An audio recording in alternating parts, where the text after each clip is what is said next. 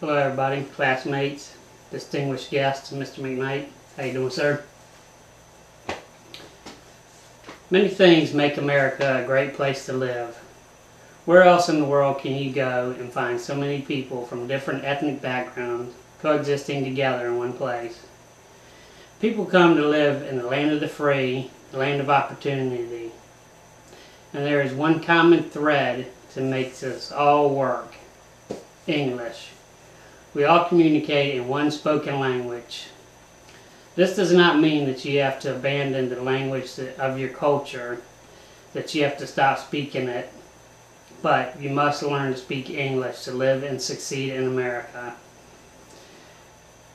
You must assimilate into the American culture, become American, if you want to help her to continue to succeed.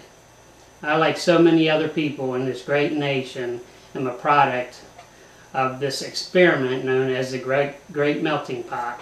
On my mother's side of the family, my grandmother was Irish, my grandfather was French Canadian, and on my father's side of the family, my grandmother was Italian, and my grandfather was Spanish.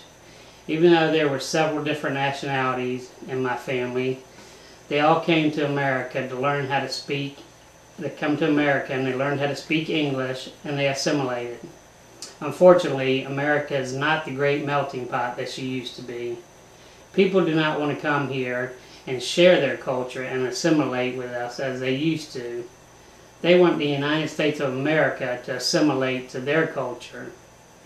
This is why we must pass a law making English the spoken language of the United States of America.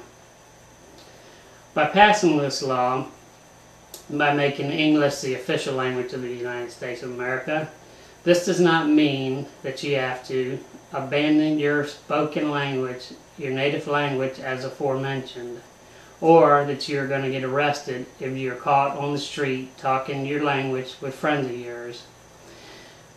It just means that we need to preserve and protect English, to protect English and assure that it is the spoken language of America into the future. For centuries, people have been coming to America legally and illegally to live. It is recorded that in the early 1900s at Ellis Island, 6,500 immigrants were seen, checked out, and cleared in one 9-hour day. The immigrants would have translators to help them get through the process and to get into the country. They came from all over the world for many different reasons. Most of them came to escape the country they were living in, the injustice there. Whatever the reason, they all came here for a piece of the American dream, to become an American and live in the greatest nation on earth. The aliens would arrive in the United States wanting to become Americans. They worked hard to understand and to learn how to speak English. When they had kids, their kids spoke English. Right away, the immigrants quickly began to assimilate in America. Merriam-Webster's online dictionary defines assimilation to absorb into the culture or mores of a population or group. Encarta online dictionary defines assimilation in these terms: integrate, social science, transitive and intransitive verb, to integrate somebody into a larger group so that differences are minimized or eliminated or become integrated in this way. This is important for immigrants to do in order to make the melting pot work. Along with assimilating, the immigrants must learn to coexist in America. Encarta Online English Dictionary defines coexist as be in existence together and at the same time and in the same place. Live together peacefully, to occupy the same place in a peaceful way. These are two vital ingredients in the melting pot. You cannot have one without the other. It is like baking a cake with only half the ingredients. It is as though the immigrants of the present day want to ignore these characteristics. How can you live side by side in harmony when you cannot even understand your neighbor? Something is going terribly wrong in this great nation of ours when you go for a job interview, and in order to get the job, the American must learn to speak another language. This is happening all over the country, and not for jobs that you would think. They're not top secret jobs with the CIA or FBI, nor are they positioned with Fortune 500 companies dealing with overseas interests. These are jobs and positions such as construction foremen or supervisors in a lawn company running a crew.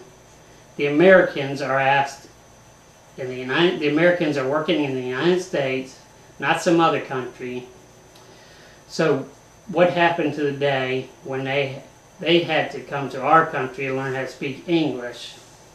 Former President Theodore Roosevelt said, "The one absolute certain way to bring this nation to ruins, or preventing all possibility of continuing to be a nation at all, would be to permit it to become a tangled of squabbling nations. We have but one flag, we must also learn one language, and that language is English." The founder of U.S. English Inc., the nation's oldest and largest citizen action group, the late Senator S.I. Hakawawi, said, "America is an open society, more open than any other in the world. People of every race, every color, every culture are welcomed here to create a new life for themselves and their families." And what do these people who enter this American mainstream have in common? English, our common language. Hayakawa was an immigrant who formed U.S. English Inc. in 1983, an organization that he formed to try and preserve and unify the role of English language in the United States. The organization has 1.8 million members nationwide and is run by another immigrant. This immigrant is from Chile, and he is an architect and an international businessman. U.S. English believes that the passage of English as the official language would help to expand opportunities for immigrants to learn to speak English, the single greatest empowering tool that immigrants must have to succeed. As the push for a countrywide law to make English the official language of America continues, there are many states not taking any chances. Currently, there are 28 states with an official English law. Virginia, the state I'm from, being one of those states. 22 states have not made English the official language.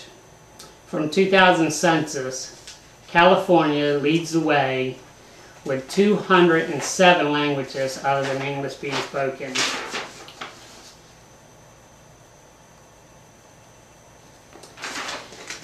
And the state with the least amount of languages being spoken is Wyoming. Wyoming with 56 languages other than English being spoken.